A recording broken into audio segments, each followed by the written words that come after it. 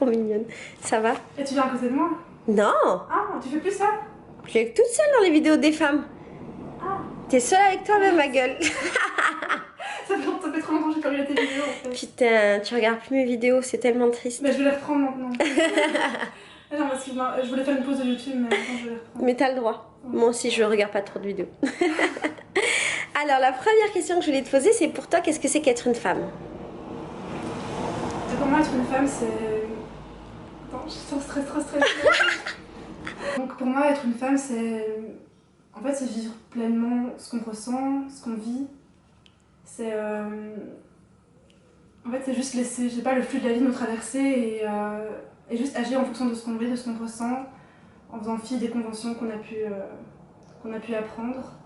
Et c'est aussi, enfin, c'est exprimer sa féminité si on le ressent, mais elle peut prendre vraiment plein de formes différentes. Parce que pour moi, je sais pas, c'est un peu dur à expliquer, mais c'est un peu jouer avec tout ça. Voilà. Ça... Merci. Comment s'exprime ta féminité? Mais je pense surtout par la danse. Parce que je me trouve assez timide et peut-être de temps en temps par le regard si je me sens à l'aise, mais c'est surtout par la danse et peut-être par le chant aussi quand je me sens à l'aise.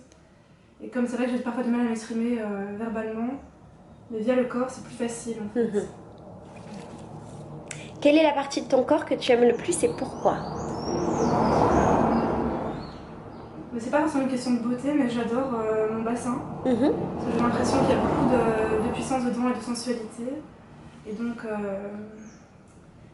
oui, je dirais que c'est la partie de mon corps que je préfère et j'adore la façon dont ça peut bouger et dont ça peut s'exprimer en dansant. Je confirme.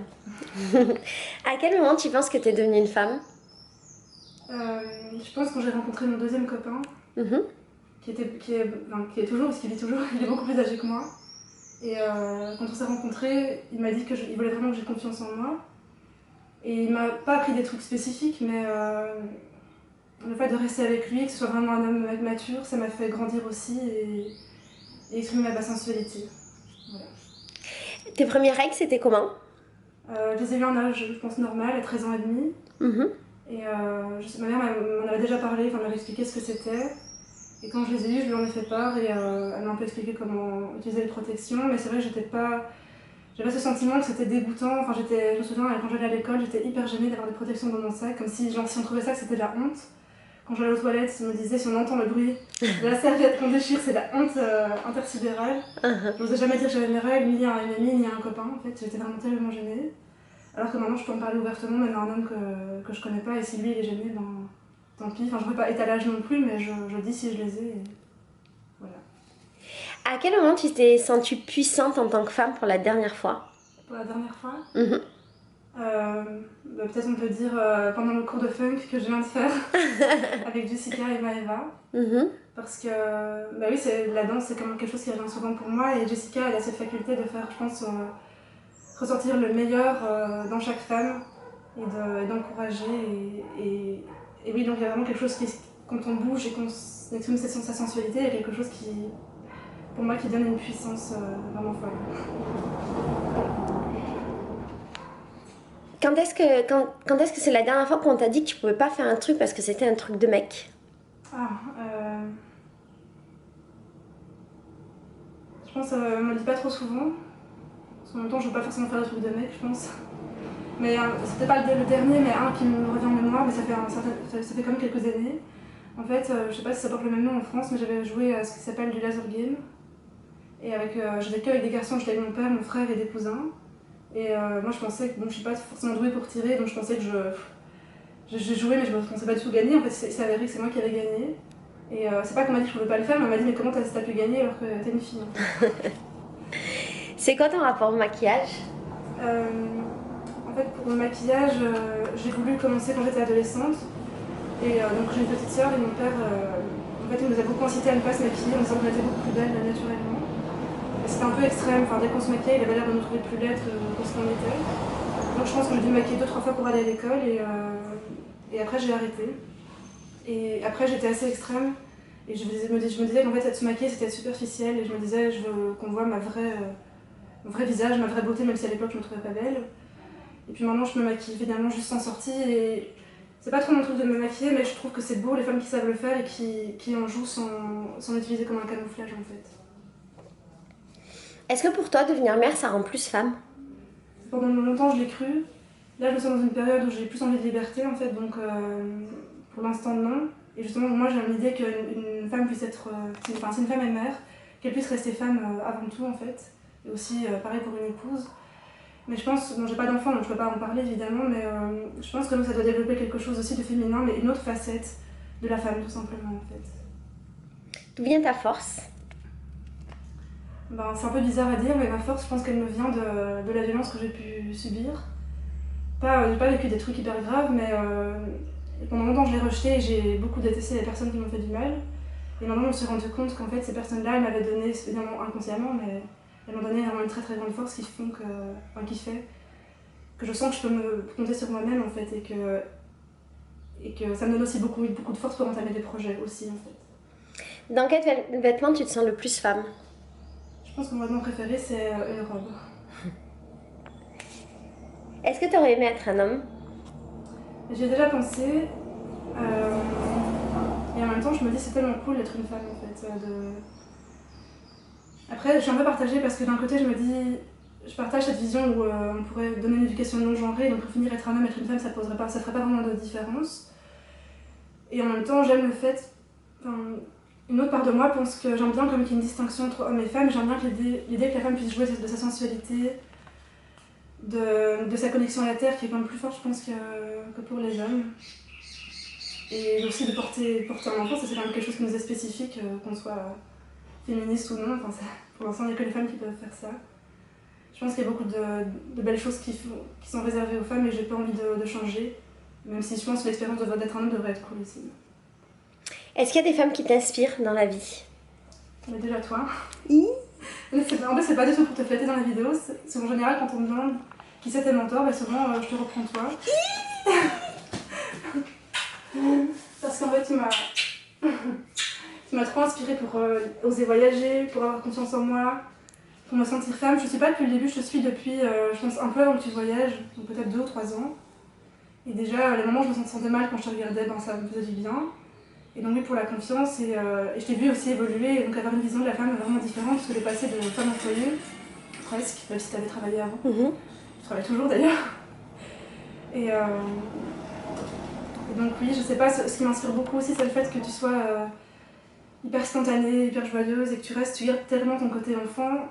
Mais je trouve que par rapport à avant, j'ai encore regardé il y a pas longtemps une vidéo de toi où tu faisais, je sais plus, une critique de livre. Et je me dis, ce côté enfant, tu l'as toujours, mais là, tu as développé autre chose, en fait, une sorte de maturité et une sensualité que tu n'avais peut-être pas avant, en tout cas pas autant.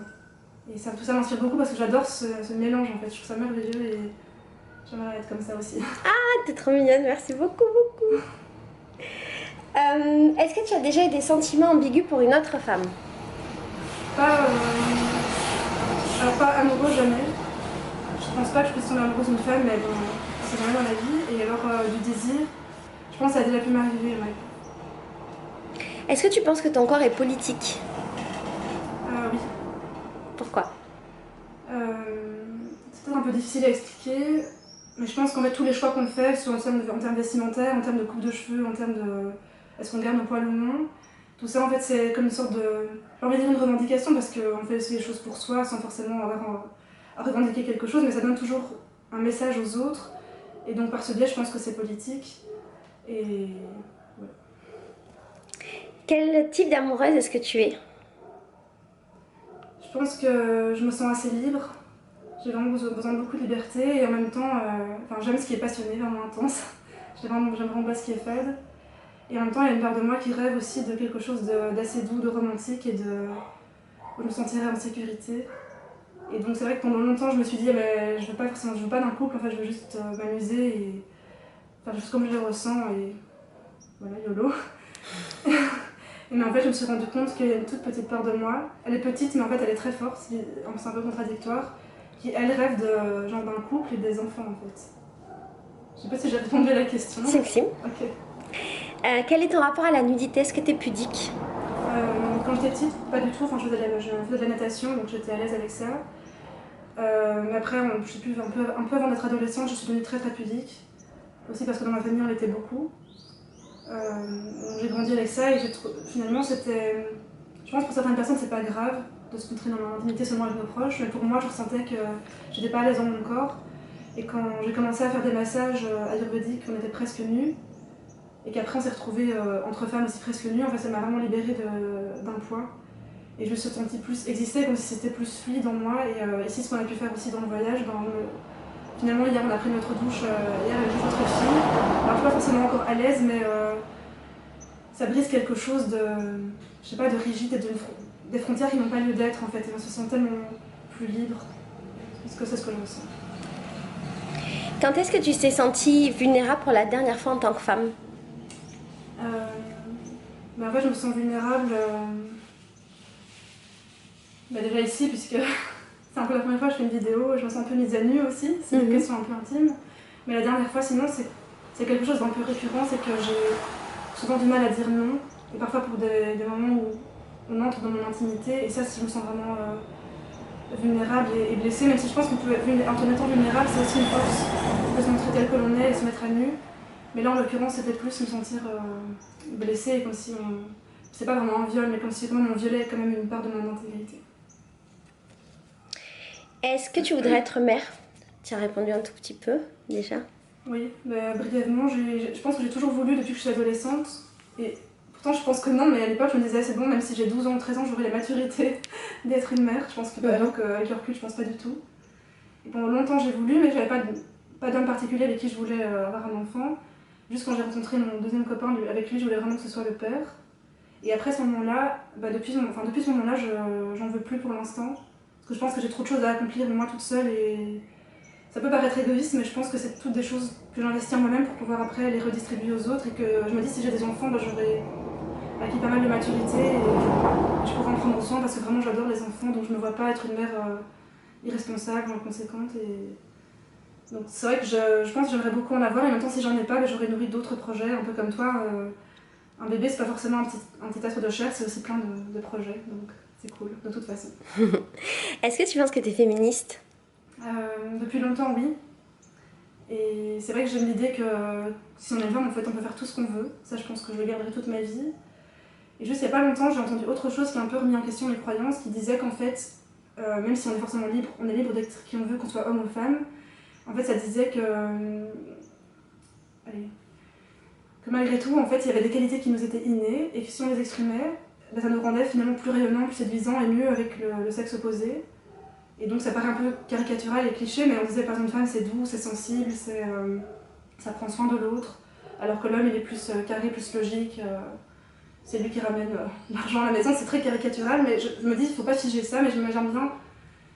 Finalement, ça me parle quand même et je me dis j'aime bien me reposer sur l'idée que moi je peux être tout ça et pouvoir compter sur l'homme aussi, ça me fait beaucoup de bien et donc ça... Du coup, ça me rend un peu sensible. T'es trop mignonne. Je sais pas, ça relâche quand même. Je pense qu'une femme peut être forte et c'est magnifique aussi, mais il y a des moments où on a le droit de se reposer aussi sur un autre. Et alors pour terminer, je voudrais te reposer la question du début, qu'est-ce que c'est pour toi qu'être une femme? Mais pour moi, être une femme, c'est vraiment rayonner toutes ses facettes. Je pense qu'on a vraiment mille et une facettes, mais je pense qu'on ne peut même pas les compter, elles sont innombrables et que suivant le moment, il y en a une qui peut s'exprimer et qu'il faut vraiment en rejeter aucune et qu'elles sont toutes magnifiques. Et que c'est un peu comme des petits personnages, mais qui sont tous authentiques et qui nous composent et que l'idée c'est de les rencontrer. Soit il y en a qui nous sont familiers, mais les autres, de les rencontrer au fur et à mesure et que c'est comme une magnifique mosaïque et qui nous rend unique et complet et en harmonie avec la vie et avec les autres. Merci Lorraine. Merci Laetitia. C'est la première vidéo. Il faut qu'on appelle ton Uber. C'est trop magique. Merci meuf.